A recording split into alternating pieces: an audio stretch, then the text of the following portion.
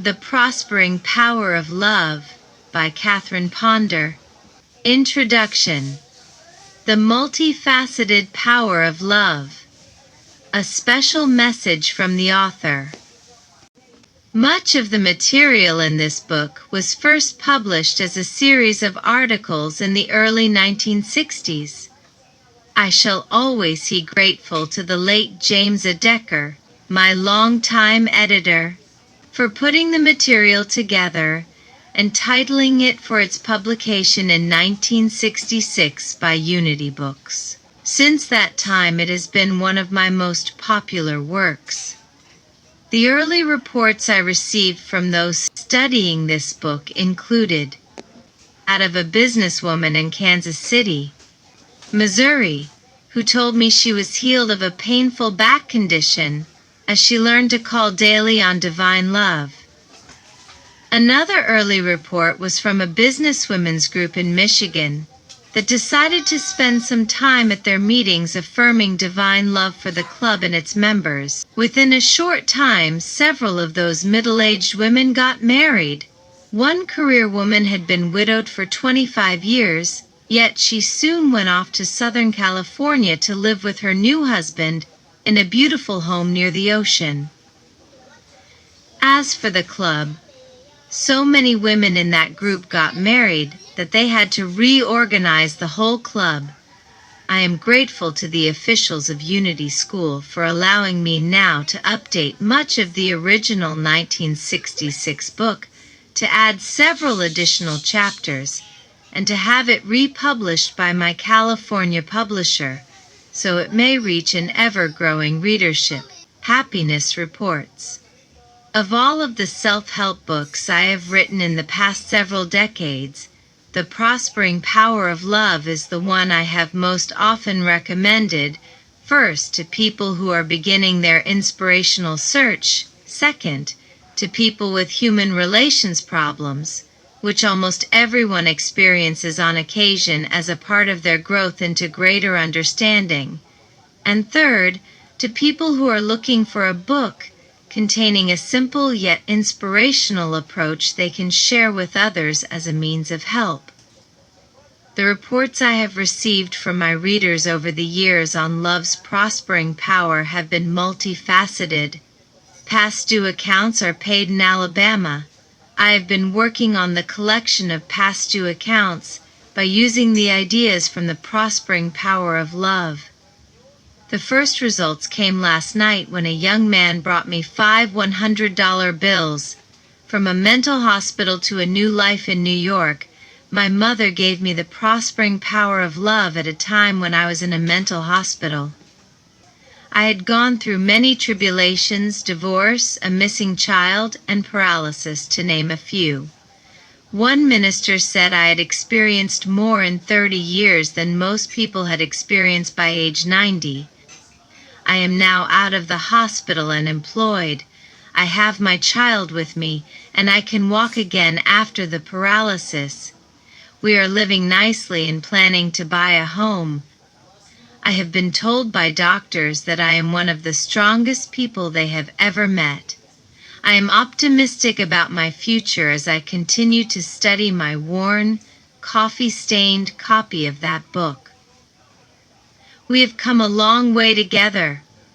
Taking charge after depression and pain in the deep South, I gave a tenant, who had gotten behind in her rent payments, a copy of The Prospering Power of Love. Since she was financially desperate, she was receptive to that book. She was also deeply touched that anyone cared what happened to her. So she began to declare that divine love was at work in her life. She had been in constant pain and was bleeding.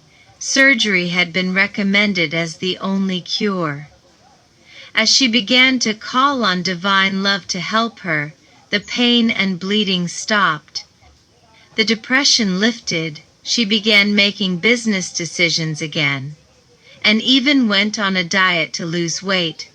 Thanks to the power of divine love, she is beginning to take charge of her life, rather than continuing to feel that she is the helpless victim of circumstances.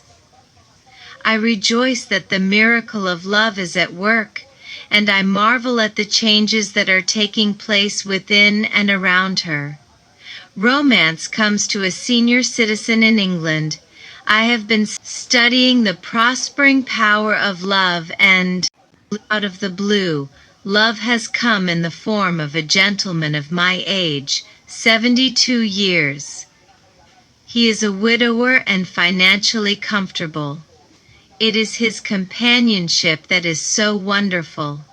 I shall always bless that book for the happiness its study has brought into my life. How these ideas help the author. I am grateful for the way the prospering power of love has expanded my understanding and my life since I first wrote about it. Much of the material in this book was originally written in the early 1960s while I was living in an apartment overlooking the University of Texas in Austin, where my husband taught. We had recently married, and that was an especially happy time for me. However, before my articles on the subject had been published in book form, my husband had passed on suddenly and unexpectedly. Love no longer seemed so much a many-splendored thing as a many-splintered one. First comes illumination, then comes initiation, after which comes the harvest of new good, wrote a mystic of old. I had earlier learned and written about the power of divine love. That had been a period of illumination about love for me. Now perhaps I was receiving a deeper initiation in love in my own life. During much of the rest of that decade, I had an opportunity to live with the ideas in this book. They were a comfort, a companion, and a guide to me. During that period, I wrote chapters on divine love in several other books. It was also during that decade that I began to lecture extensively all over the United States. A copy of The Prospering Power of Love usually accompanied me on those trips into the heat or cold, on long flights, in strange cities, and while I worked with new people in unfamiliar surroundings. But the inworking is always followed by the outworking. In 1970, happy changes came in my life that led to a move to San Antonio, Texas. This was another especially memorable period since it was there that I soon remarried, and my husband provided me with my first home.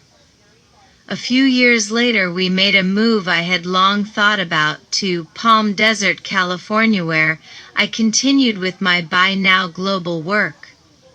We settled in the old movie colony neighborhood of Palm Springs, an area filled with tropical beauty.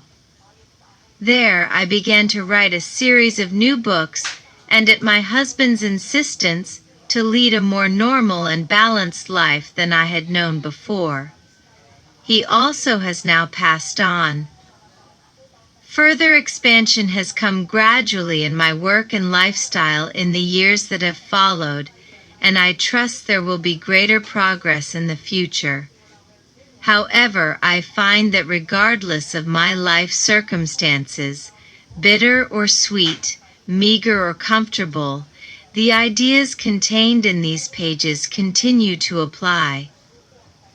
Over the years, when people have described every conceivable type of problem to me, I have often found myself suggesting that they study the prospering power of love. Why? Because, as Gandhi once said, throughout history, the way of love and truth has always won. The author's invitation. A Missouri businessman recently wrote, I was drawn into the truth movement many years ago through the prospering power of love. I have studied it often and given away more copies than I can remember. When I started applying the ideas it contains, first I changed. Then my life changed. I am happy to report that my life has vastly improved over the years. As for what to do with the ideas you find in and apply from this book, a California businessman made this suggestion. Here is a statement that has meant a great deal to me over the years. Love wasn't put in your heart to stay. Love isn't love until you give it away. Since divine love is a prospering, enlightening, harmonizing, healing power, I trust that your study of this book will bless your life in many ways. As it does so, I invite you to write and share with me the unfoldment of your own unique love story.